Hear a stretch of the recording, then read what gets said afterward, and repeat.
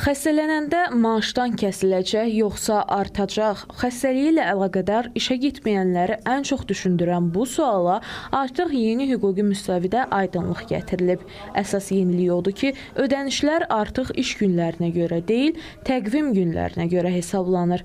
Bu isə o deməkdir ki, şənbə, bazar və bayram günləri də artıq hesablamadan kənarda qalmır.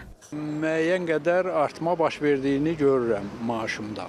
Mən işləyən müddət bizim vaxtımızda biz bülten təqdim eləyəndə bizdə maaşda azalma, çoxalma olmurdu. Edilən dəyişikliklər təkcə günlərin sayına deyil, həm də ödənişin məbləğinə təsir edib. Əvvəllər işçinin stajından asılı olaraq ödəniş faizləri dəyişirdisə, indi bu fərq aradan qaldırılıb. İşə götürənlərin təqdim etdiyi rubl vahid bəyannamalar əsasında hesablama aparılmış olacaq. Burada işçilər üçün faydalı olan bir məqam var yeni qaydadakı.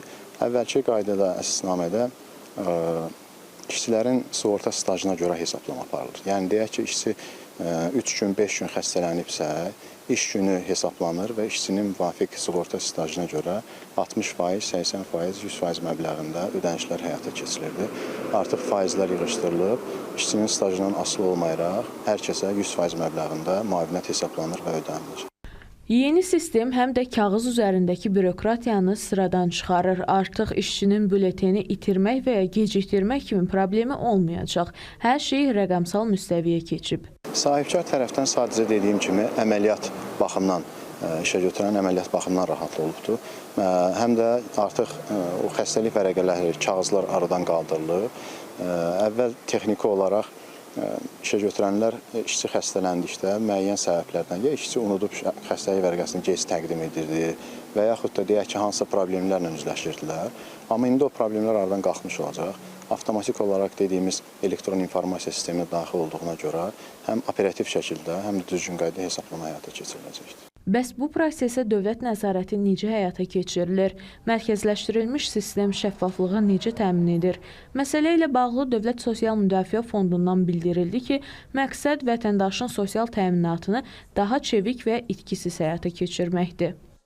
Əmək qabiliyyəti müvəqqəti itirilməsi zamanı hesablanan müavinətin işçinin artıq son 12 təqvim ayındakı məcburi dövlət sosial sığortasına cəlb olunan vəsaitlərdən əldə edilən qazanc hesabına deyil, xəstələndiyi aydan əvvəlki 4 rüblə xeyrinə ödənilən sosial sığorta haqlarının 4 misli miqdarında hesablanacaq.